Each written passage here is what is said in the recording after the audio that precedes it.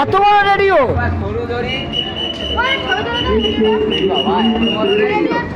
কান ফেটে যাবে কি হাওয়া ও ক্ষমতা লাগছে পাখাটা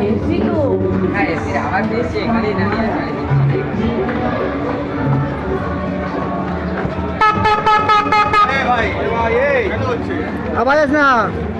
আচ্ছা ঠিক আছে